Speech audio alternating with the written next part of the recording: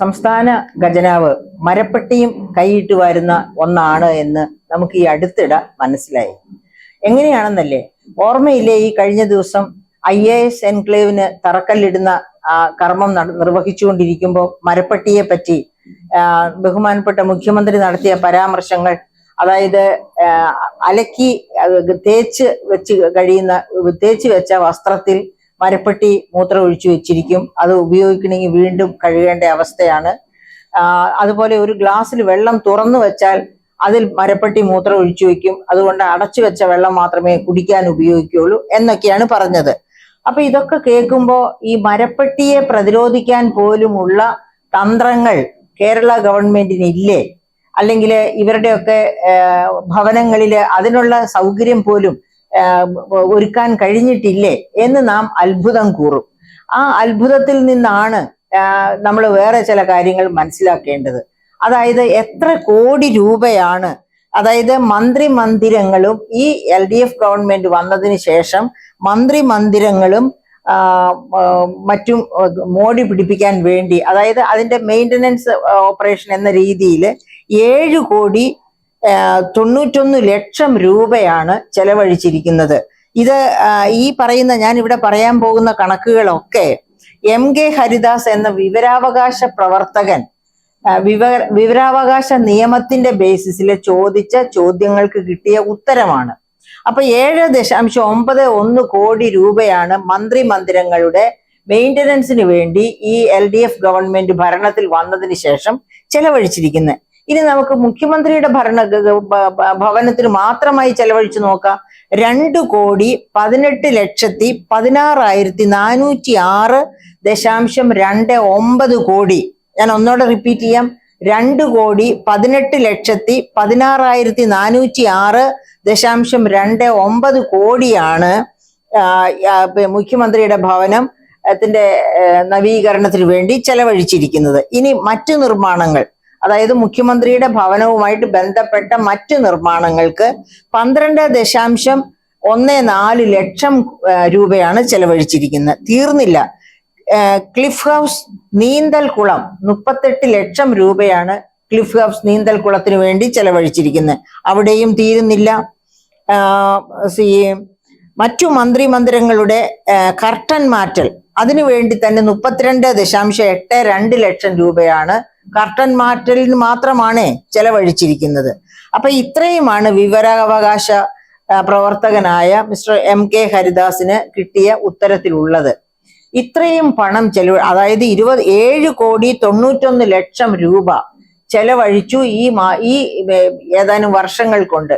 എന്നിട്ടും മരപ്പെട്ടിയെ പ്രതിരോധിക്കാൻ കഴിഞ്ഞില്ലെങ്കിൽ ഈ പണം എവിടെ പോയി, എന്തിനാണ് ഉപയോഗിച്ചത് എന്ന ഒരു ചോദ്യം സാർത്ഥകമായിരിക്കുമെന്നാണ് എനിക്ക് തോന്നുന്നത്. അപ്പൊ നമ്മളൊന്ന് ആലോചിക്കുക, ഇങ്ങനെ മരപ്പെട്ടിയുടെ പ്രതിരോധിക്കാൻ പോലും നിവൃത്തിയില്ലാത്ത ഗതികേടിലാണ് മുഖ്യമന്ത്രിയും മറ്റു മന്ത്രിമാരും ക്യാബിനറ്റ് റാങ്ക് കൊടുത്തിരിക്കുന്നവരും ഒക്കെ എന്ന് പറയുമ്പോൾ കേരളത്തിന്റെ ഇന്നത്തെ അവസ്ഥ എവിടെയാണ്? അതായത് ഇന്ന് സുപ്രീം കോടതി കനിഞ്ഞ് കേന്ദ്രത്തിൽ നിന്ന് 16,9 കോടി രൂപ വായ്പ എടുക്കാം, ഇനി ഒരു 15,000 കോടിയും കൂടി വേണമെന്ന് പറയുന്നു. സംസ്ഥാന ഗവൺമെന്റ് ശരിക്കും സുപ്രീം കോടതിയിൽ ആവശ്യപ്പെട്ടിരിക്കുന്നത് 50,000 കോടി വായ്പ എടുക്കാൻ അനുവദിക്കാൻ കേന്ദ്രത്തോട് നിർദ്ദേശിക്കണമെന്നാണ് പറഞ്ഞിരിക്കുന്നത്. സുപ്രീം കോടതിയിലെ കേസ് പിൻവലിച്ചാൽ 13,609 കോടി കടമെടുക്കാൻ സമ്മതിക്കാം എന്ന് കേന്ദ്രം നേരത്തെ തന്നെ പറഞ്ഞിരുന്നതാണ്. അന്ന് അവര് കേസ് പിൻവലിക്കാൻ സമ്മതിച്ചില്ല. പക്ഷെ ഈ സുപ്രീം കോടതി ഇടപെട്ട് കേന്ദ്രത്തോട്, അതായത് ഇങ്ങനെ മുങ്ങാങ്കുഴിയിട്ട് മുങ്ങിക്കൊണ്ടിരിക്കുന്ന ഒരു സംസ്ഥാനം, ആ സംസ്ഥാനത്തിന് അത് അങ്ങനെ സുപ്രീം കോടതി പറഞ്ഞില്ല, ഞാനാണേ പറയുന്നത്. ഈ അവസ്ഥ, അതായത് സർക്കാർ ജീവനക്കാർക്കും പെൻഷൻകാർക്കും പോലും ശമ്പളം കൊടുക്കാൻ പറ്റിയിട്ടില്ല, മറ്റ് ജീവനക്കാരുടെ കാര്യം പറയാനുമില്ല. സമസ്ത മേഖലകളിലും ധനപ്രതിസന്ധിയുടെ രൂക്ഷത മൂലം ഒന്നും നടക്കുന്നില്ല. സംസ്ഥാനത്തിന് ഒരടി മുന്നോട്ട് വെക്കാൻ പറ്റുന്നില്ല. അതായത് പദ്ധതി ചെലവ് എന്ന് പറഞ്ഞാൽ 41%, അങ്ങനെയൊക്കെയുള്ള ഒരു അവസ്ഥ മനസ്സിലാക്കിയത് കൊണ്ട് ഞാൻ പറഞ്ഞതാണ്. അപ്പൊ അങ്ങനെ വളരെ രൂക്ഷമായ ധനപ്രതിസന്ധിയിൽ എത്തിയിരിക്കുന്ന സംസ്ഥാനത്തിന്റെ അവസ്ഥ കണ്ടാണ് സുപ്രീം കോടതി കേന്ദ്രത്തോട്, അതായത് ഫെഡറൽ സംവിധാനത്തിൽ ചെയ്യേണ്ട ഡ്യൂട്ടി ചെയ്യണം എന്ന അർത്ഥത്തിൽ നിർദ്ദേശിക്കുന്നതും അങ്ങനെ സംസ്ഥാനത്തോട് 13,609 കോടിയുടെ വായ്പ എടുക്കുന്ന കാര്യത്തിന് പോസിറ്റീവായിട്ട് റെസ്പോണ്ട് ചെയ്യാൻ ആവശ്യപ്പെടുന്നതും അങ്ങനെ സംസ്ഥാനം ആ വായ്പ എടുക്കാൻ തീരുമാനിക്കുന്നു. അത് പോരാ, അത്യാവശ്യമായിട്ട് ഒരു 15,000 കോടിയും കൂടി ഉടനെ തന്നെ അനുവദിക്കണം എന്നും കോടതിയോട് സംസ്ഥാന ഗവൺമെന്റ് ആവശ്യപ്പെട്ടു. അത് ഇനി സമ്മതിക്കുമോ ഇല്ലയോ എന്ന കാര്യം നമുക്ക് മനസ്സിലാക്കാനിരിക്കുന്നേ ഉള്ളൂ. ഏതായാലും കേന്ദ്ര ഗവൺമെന്റ് സംസ്ഥാനത്തെ വിലക്ക് എന്തിന് സുപ്രീം കോടതിയിൽ പോയി കേസ് കൊടുത്തു എന്ന ഒരു വിമർശനം ഉണ്ടായിരുന്നു. ആ വിമർശനത്തിന്റെ മുന സുപ്രീം കോടതി തന്നെ ഓടിച്ചു. എങ്ങനെയാണ് സുപ്രീം കോടതി ഓടിച്ചത്? അതായത് 131 കോൺസ്റ്റിറ്റ്യൂഷന്റെ ആർട്ടിക്കിൾ 131 അനുസരിച്ച് ഏത് സംസ്ഥാന ഗവൺമെന്റിനും കേന്ദ്രത്തിനെതിരായിട്ട് സുപ്രീം കോടതിയിൽ പോകാം ആ കേസിന്റെ എന്ന കാര്യം സുപ്രീം കോടതി ചൂണ്ടിക്കാണിച്ചു കേന്ദ്രത്തോട്. അതുകൊണ്ട് അക്കാര്യത്തിൽ സംസ്ഥാനത്തോട് ദുർമുഖം കാണിക്കേണ്ട കാര്യമില്ല എന്ന് അതായത് സുപ്രീം കോടതി ചൂണ്ടിക്കാണിക്കുകയുണ്ടായി. ഇനി ഇപ്പൊ ഈ മരപ്പട്ടിയെ പറ്റി, അതാണല്ലോ നമ്മൾ തുടങ്ങിയത്, മരപ്പട്ടിയെ പ്രതിരോധിക്കാൻ പോലും പറ്റുന്നില്ല എന്ന് പറയുമ്പോഴാണ് 7,91,00,000 രൂപ മന്ത്രിമന്ദിരങ്ങളുടെ മിനുക്കുപണിക്കായിട്ടും മറ്റും ചെലവഴിച്ചതായിട്ട് നമ്മൾ ഇവിടെ വിവരാവകാശ പ്രകാരം അറിയുന്നത്. അങ്ങനെ എന്നിട്ടും മുഖ്യമന്ത്രി ഇങ്ങനെ അസന്തുഷ്ടി പ്രകടിപ്പിക്കുന്നു. ഇല്ലായ്മയെ പറ്റിയും വല്ലായ്മയെ പറ്റിയും അസന്തുഷ്ടി പ്രകടിപ്പിക്കുന്നു. നമ്മളപ്പോ കേരളീയത്തിലേക്കോ അല്ലെങ്കിൽ നവകേരള സദസ്സിലേക്കോ അല്ലെങ്കിൽ മുഖാമുഖം പരിപാടിയിലേക്കോ ഒന്നും പോകുന്നില്ല. നമ്മൾ ഈ സംസ്ഥാനത്തിന്റെ അവസ്ഥ എന്താണ് എന്ന് മാത്രം ഒന്ന് ആലോചിച്ചാൽ മതി. അതായത് നേരത്തെ പറഞ്ഞല്ലോ, സർക്കാർ ജീവനക്കാർക്ക് ശമ്പളം കിട്ടിയിട്ടില്ല, എല്ലാവർക്കും കിട്ടിയിട്ടില്ല, ഘട്ടം ഘട്ടമായി കിട്ടിക്കൊണ്ടിരിക്കുകയാണ്. ഇനി എപ്പോഴാണാവോ യൂണിവേഴ്സിറ്റി ജീവനക്കാര്, എയ്ഡഡ് സെക്ടർ ജീവനക്കാര്, ഇവർക്കെല്ലാം ശമ്പളം കിട്ടി, എല്ലാവർക്കും ശമ്പളം കയ്യിൽ, അപ്പോഴേക്ക് ഈ സമ്പദ്ഘടനയുടെ അവസ്ഥ എന്തായിരിക്കും? അതായത് 1-ാം തീയതി മുതൽ ശമ്പളം കിട്ടി അത് മുഴുവനും വിപണിയിൽ ചെലവഴിക്കപ്പെടുമ്പോൾ, ഒരു വലിയ ഭാഗവും വിപണിയിൽ ചെലവഴിക്കപ്പെടുമ്പോഴാണ് ഈ കേരള സംസ്ഥാനത്തിന്റെ വിപണി ഉണരുന്നത്. വിപണി ഉണരുന്നത് മാത്രമല്ല, വായ്പ എടുത്തു വിളിച്ചിരിക്കുന്ന വീടുകള്, അതുപോലെ കാറുകൾ, അങ്ങനെ എല്ലാ തരത്തിലും വായ്പയുമായിട്ട് ബന്ധപ്പെട്ട ജീവിതമാണ് മലയാളിയുടേത്. അങ്ങനെയുള്ള വായ്പകളൊക്കെ തിരിച്ചടവ്, അതിനൊക്കെ ആവശ്യം കൃത്യസമയത്ത് ശമ്പളം കിട്ടുക എന്നുള്ളതാണ്. അത് മുടങ്ങിപ്പോയി എന്നതുകൊണ്ട് തന്നെ ആകെ താളം തെറ്റിയ ഒരവസ്ഥയിലാണ് ഈ കേരള ഇക്കോണമി ഇപ്പോൾ കഴിയുന്നത്. അതുപോലെ 7 മാസമായിട്ട് സാമൂഹ്യ സുരക്ഷാ പെൻഷൻ കിട്ടാത്തത് കൊണ്ട് പട്ടിണിയുമായിട്ട് മല്ലടിക്കുകയാണ്. 58 ലക്ഷം എന്ന് ഗവൺമെന്റ് പറയുന്നു. 58 ലക്ഷമോ 60 ലക്ഷമോ ആകട്ടെ, അത്രയും പാവങ്ങള്, അവർക്ക് മരുന്ന് വാങ്ങാൻ നിവൃത്തിയില്ല.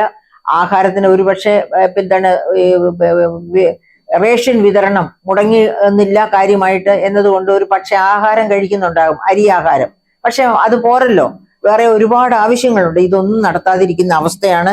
ഇനി ഒന്ന് ആലോചിച്ച് നോക്കൂ, പദ്ധതി ചെലവ് വെറും 41% ഒതുങ്ങിയിരിക്കുകയാണ്. പദ്ധതി ചെലവ് മാർച്ച് മാസമാകുന്നു, അടുത്ത വർഷം തുടങ്ങുകയാണ്. ഏകദേശം 3 ആഴ്ചയും കൂടി കഴിഞ്ഞാൽ അപ്പോൾ ഈ കഴിഞ്ഞ 23-24 പദ്ധതി ചെലവാണ് ഈ 41% എത്തിയിട്ടുള്ളൂ. ഇനി അതുപോലെ തന്നെ തദ്ദേശ സ്വയംഭരണ സ്ഥാപനങ്ങളുടെ പദ്ധതി ചെലവ് 33% നിൽക്കുകയാണ്. അതായത് മെഡിക്കൽ കോളേജിലേക്ക് നോക്കുക, പീഡിയാട്രി വിഭാഗത്തിൽ പോലും അല്ലെങ്കിൽ വലിയ തരത്തില് ചികിത്സ ആവശ്യമുള്ള, അതായത് ജീവൻ പിടിച്ചു നിർത്താനായിട്ട് ചികിത്സ ആവശ്യമുള്ളവർക്ക് പോലും ചികിത്സ നൽകാൻ പറ്റാത്ത രീതിയിലേക്ക് മരുന്നോ മറ്റ് സൗകര്യങ്ങളോ ഇല്ലാതെ മെഡിക്കൽ കോളേജും ഗവൺമെന്റ് ആശുപത്രികളും ഒക്കെ പോയിരിക്കുന്നു. അതുപോലെ ഈ SC/ST സ്റ്റുഡൻസിന് സ്കോളർഷിപ്പ് കിട്ടാത്തത് കൊണ്ട് മാസങ്ങളായി അവരുടെ ഹോസ്റ്റലിൽ നിന്നു പോവുകയും അവർ ക്ലാസ് ഇല്ലാതെ വീട്ടിൽ പോയിരിക്കുകയും ചെയ്യുന്ന അവസ്ഥയാണുള്ളത്. അതായത് ഇങ്ങനെ ഏത് മേഖല നോക്കിയാലും, അതുപോലെ വന്യമൃഗ മനുഷ്യ സംഘർഷം ഓർക്കുക, അവർക്ക് കൊടുക്കേണ്ട ഫെൻസിങ്, സോളാർ ഫെൻസിങ് ആകട്ടെ, ഏത് തരത്തിലുള്ള ഫെൻസിങ്ങും ആകട്ടെ, ഒന്നും വേണ്ട രീതിയിൽ നടക്കുന്നില്ല. അവരുടെ പരിരക്ഷ ഉറപ്പാക്കുന്നില്ല. അങ്ങനെ എല്ലാ സ്ഥലത്തും കുത്തഴിഞ്ഞ ഒരു രീതി സംജാതമായിരിക്കുകയാണ് ഇപ്പോൾ സംസ്ഥാനത്ത്. അങ്ങനെയുള്ള ഒരു വേളയിലാണ് നമ്മൾ ഈ പറയപ്പെട്ട മരപ്പട്ടിയുടെ മൂത്രത്തെ പറ്റി പോലും ആശങ്കാജനകമായി ഉള്ള ചർച്ചയും ഒക്കെ കേൾക്കുന്നത്. അത് ദുഃഖകരമാണ്. കാര്യം മനുഷ്യനേക്കാൾ വലുതല്ല ഇവിടെ മരപ്പട്ടി. മരപ്പട്ടിയെ പ്രതിരോധിക്കാൻ, അതായത് ശരിക്കും പറഞ്ഞാൽ നമ്മുടെ വന്യജീവികളെ, അതായത് നമ്മുടെ എന്താ പറയുക, വനപാലകരും ഒക്കെയാണ് പറയേണ്ടത്. ഇന്ത്യൻ ഫോറസ്റ്റ് സർവീസുകാര്, ഇവിടെ ഒരുപാട് ഉദ്യോഗസ്ഥരുണ്ടല്ലോ, ഇന്ത്യൻ ഫോറസ്റ്റ് സർവീസുകാർ പറയണം മരപ്പട്ടിയെ സംബന്ധിച്ച് എന്താണ് ഫോറസ്റ്റ് നിയമങ്ങൾ എന്ന്, അവയെ പ്രതിരോധിക്കാൻ എന്ത് നടപടിയാണ് എടുക്കേണ്ടത് എന്നൊക്കെ അവർ പറയേണ്ടിയിരിക്കുന്നു. അപ്പോൾ നമുക്ക് ഇപ്പോൾ ഒന്നാമത് വിചാരിക്കേണ്ടത്, നമ്മുടെ ഗവൺമെന്റ് മുഖം നഷ്ടപ്പെട്ട ഒരു ഗവൺമെന്റ് ആണ്. അതായത് നമുക്കറിയാം, പുതിൻ ലോകത്തെ ഒന്നാമത്തെ ധനികനാണ്. പുതിനെ ആരൊക്കെ വിമർശിച്ചിട്ടുണ്ടോ അവരെയൊക്കെ കൊന്നൊടുക്കുകയാണ് ചെയ്തത്. ഏറ്റവും അവസാനത്തെ കണ്ണിയാണ് നവൽനിയെ കൊന്നു എന്ന് നമുക്കറിയാം. അതുപോലെയാണ് ഇവിടെയും ഗവൺമെന്റിനെ വിമർശിക്കുന്നവരെയൊക്കെ അടിച്ചൊതുക്കുക. അതിന് ഹെൽമറ്റ് ഉപയോഗിക്കാം, അല്ലെങ്കിൽ മറ്റെന്തും ഉപയോഗിക്കാം. അങ്ങനെ അടിച്ചൊതുക്കുന്ന ഒരു സമ്പ്രദായം അതല്ല ഒരു ഗവൺമെന്റ് ചെയ്യേണ്ടത്. അവനവന്റെ എന്ത് പ്രയോറിറ്റി മനുഷ്യരുടെ മുൻപിൽ, അതായത് ഇലക്ഷൻ മാനിഫെസ്റ്റോയിൽ വെച്ചിട്ടാണോ ഭരണത്തിൽ വന്നത്, ആ പ്രയോറിറ്റി അനുസരിച്ച് ഭരണം നിർവഹിക്കുവാനും ജനക്ഷേമം ഉറപ്പുവരുത്തുവാനും സർക്കാരിന് ബാധ്യതയുണ്ട്. ആ ബാധ്യതയിൽ നിന്ന് ഒളിച്ചോടുന്ന സർക്കാരിന് ഒരു കാരണവശാലും പ്രബുദ്ധ ജനത മാപ്പ് നൽകുകയില്ല.